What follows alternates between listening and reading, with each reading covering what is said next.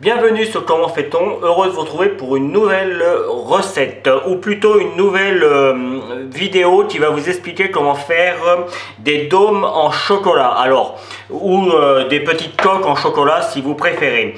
Donc moi je vais utiliser une grande coque histoire de vous montrer que l'on peut faire des grandes coques et je vais vous utiliser également des petites coques. Alors celle-là elle est en alu et celles-ci elles sont en plexiglas, enfin c'est un plastique suffisamment dur pour faire de jolies formes. Donc pour cela on a besoin de chocolat et le mieux c'est d'acheter des pistoles, on appelle ça des pistoles, des petits chocolats en petits morceaux comme ça parce que ça fond beaucoup mieux. Alors moi je vais pas vous montrer la marque mais je les achète dans des petits sachets comme ça. Alors il faut aller sur internet, vous tapez sur internet pistole chocolat blanc ou chocolat au lait ou chocolat noir et vous allez voir, vous allez avoir des sites spécialisés dans tous ces produits. Ça reste relativement cher, mais avec 500 grammes, par exemple, là j'ai 500 grammes, là dans mon petit saladier j'en ai 200, mais le paquet fait 500 grammes et on peut déjà faire pas mal de choses avec. Donc, pour faire ces fameuses coques ou ce fameux dôme, comme vous le souhaitez, il faut faire ce qu'on appelle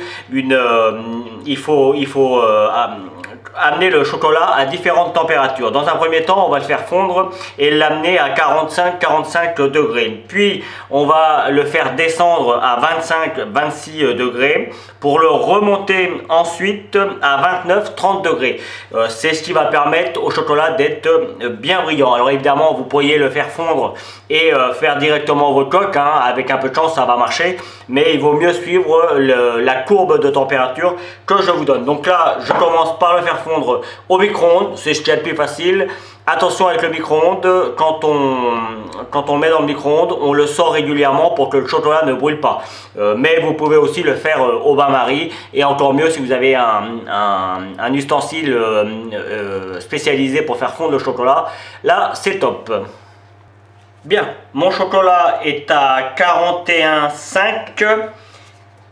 Et comme vous pouvez le voir, il est bien liquide. Alors juste pour info, moi j'ai pris du chocolat blanc ivoire et c'est Elianza. Je vous marquerai ça sur la description.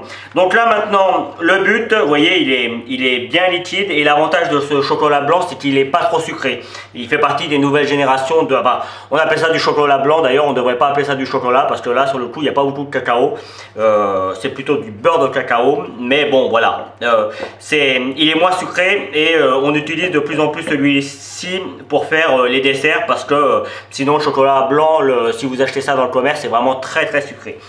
Donc là, le but, comme je le disais, ça va être de baisser à 25-26 degrés. Donc eh bien c'est simple, on laisse refroidir et régulièrement on mélange pour apporter un petit peu d'air frais et ça va faire baisser le chocolat. C'est pas plus compliqué. À vous de jouer. Allez, je ne sais pas si on voit bien, mais je suis à 25, bon là ça baisse un peu, je l'ai sorti, mais j'étais à 25,2, donc je vais pouvoir le remettre au micro-ondes. Alors cette fois-ci, très rapidement, parce qu'il faut qu'on remonte à 29-30. Juste pour info, pour le refroidir mon chocolat, je me suis servi d'une petite, vous savez, c'est les cubes de glace qu'on avait dans le temps. C'est très pratique, vous posez votre petit saladier dessus et puis vous laissez fondre, vous laissez refroidir tout en mélangeant régulièrement votre chocolat et ça marche très bien. Je remets ça au micro-ondes quelques secondes puisque là on a besoin de gagner 2-3 degrés, donc ça va aller très vite. Vous voyez, je l'ai remis et je suis à 30,8, c'est un petit peu trop. Donc je vais attendre qu'il refroidisse un petit peu avant de commencer à faire les premières couches de chocolat. Et je vais le mettre à 30, moi je trouve que 30 c'est bien, vous voyez ça baisse tranquillement, tout en mélangeant.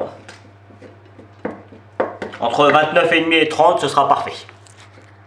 Alors justement, le temps que ça refroidisse encore un petit peu, je vous explique, vous prenez un sopalin, du papier pour essuyer, celui que vous voulez, et vous venez bien nettoyer votre moule. Il faut que celui-ci soit parfaitement sec parfaitement propre.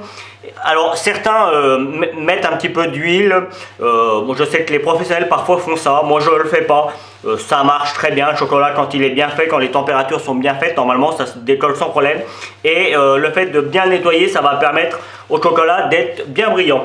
Évidemment on fait la même chose avec, je l'ai déjà fait, mais on fait la même chose avec les petits. Et vous allez voir, vous allez avoir des résultats superbes. Donc voilà, le temps que je parle, mon chocolat est descendu. J'en mélange un petit peu pour voir si... ça c'est important aussi, hein, parce que parfois le thermomètre lui il descend, et puis il y a des endroits où c'est un petit peu plus chaud. Donc mélangez bien avant. Là on est à 29,8, c'est très bien. On va pouvoir commencer. Allez, c'est parti. Alors, ce qui est important, hein, c'est vraiment la première couche, celle qui se verra quand on va démouler. Donc après, vous allez voir, je mets 2 couches moi, mais la deuxième couche, on pourra le refaire fondre un petit peu et ça aura moins d'incidence. J'essaierai de faire en sorte qu'il soit aux alentours de 30 degrés, mais ça a moins d'incidence. Donc là, il n'y a rien de compliqué, hein. Vous venez remplir le saladier. Hop, on vient en mettre partout dans la coque. Vous voyez, on tourne comme ça, gentiment, on en met partout. Alors avec des gants, c'est pas tellement facile. Voilà. Et une fois que l'on a fait ça, on retourne, on prend un petit ustensile, vous voyez, je tape, là vous entendez. Ça c'est pour enlever les bulles et pour enlever l'excédent de chocolat. Voilà. Là, on laisse bien s'égoutter. Hop. Et une fois qu'on en a terminé, on donne un petit coup comme ça. On le pose sur une plaque. Vous voyez là, je me rends compte qu'il y a un petit manque. C'est quand je pose les doigts. Encore une fois, avec... je viens en remettre. Je donne un petit coup. Je recommence l'opération. Voilà. Et c'est parfait. Hop, ça c'est pour la première, je la pose et j'attends que ça refroidisse. Pour les petits, eh ben, même principe, sauf que c'est sur le coup plus rapide. Alors je vais en faire que 2 ou 3, hein, histoire de vous montrer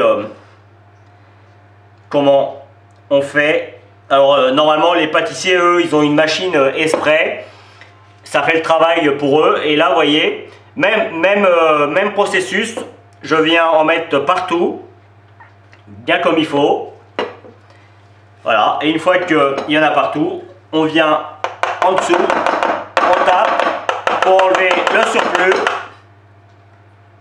Et une fois qu'on a fini ça, on nettoie bien les bords de façon à avoir de jolis bords bien propres. Vous voyez, hein, c'est pas très compliqué de faire des chocolats. Ça demande un petit peu de travail, mais c'est pas compliqué.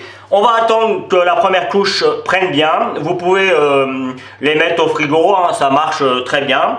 Et dès que la première couche est suffisamment dure, on refait fondre le chocolat et on remet une deuxième couche. Et si vous le voulez, vous pouvez en mettre jusqu'à 3 couches. Si on met des couches aussi fines que je viens de mettre, 3 couches, ça ira très bien. Donc peut-être que j'en mettrai 3, on verra. Je vais voir en fonction de la deuxième couche. Bien, comme vous pouvez le voir, mon chocolat a bien refroidi. Après réflexion, je mettrai 3 couches. Juste là, je vous remontre une deuxième fois, mais après, je vous montre plus, vous comprenez le principe. Donc là, vous voyez, j'y vais directement, je m'embête pas. Hop, je mets quasiment la totalité du chocolat. Hop. Comme d'habitude, on vient bien sur les bords. J'essaie de vous montrer au mieux. Quitte à faire déborder un petit peu, hein. Il vaut mieux en avoir un petit peu plus sur les bords que pas assez pour éviter que ça casse. Voilà. Alors là, je prends vraiment mon temps, hein, pour bien vous montrer. Mais normalement, c'est plus rapide que ça, hein. Voilà. Et comme d'habitude, hop, on passe comme ça. Et on donne un petit coup avec la spatule pour faire tomber le chocolat, pour éviter que ce soit trop épais.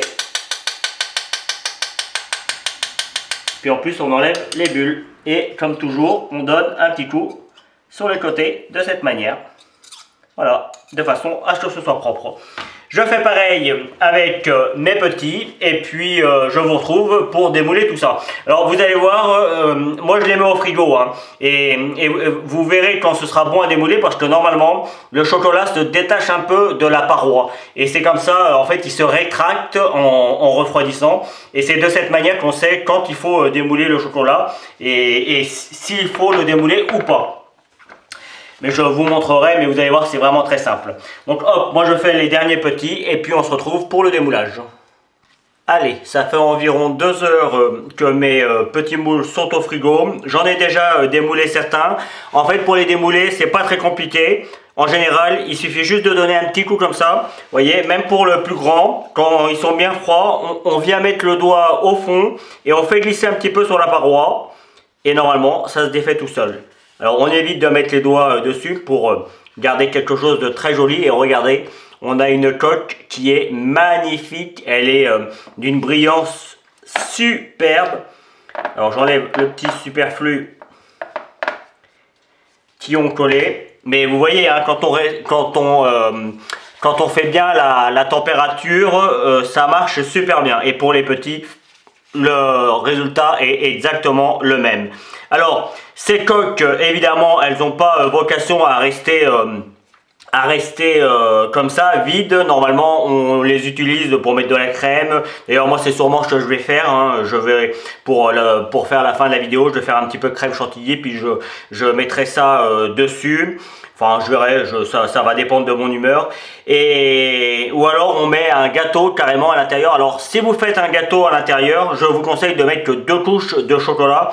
Ce sera suffisant. Si vous mettez de la crème, comme moi, de la crème chantilly, on peut aller jusqu'à 3 couches. Mais 3 couches fines, hein, on est bien d'accord. Donc là, vous voyez, on a quelque chose quand même d'assez fin. Ça paraît pas comme ça, on a l'impression. Mais c'est vraiment très fin et c'est très fragile.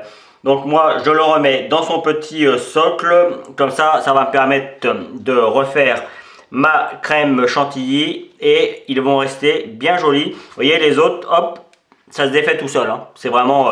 Alors si vraiment ils ont quelques petites imperfections, il suffit juste avec un petit sopalin ou avec juste les doigts comme ça, de venir leur donner un petit coup. Et on a quelque chose de super joli. Voilà. Bon et ben voilà, je pense que je finirai la vidéo. Non, je vais les mettre sur une petite assiette et je finirai la vidéo là-dessus. Et voilà, je vais terminer la vidéo avec cette petite image.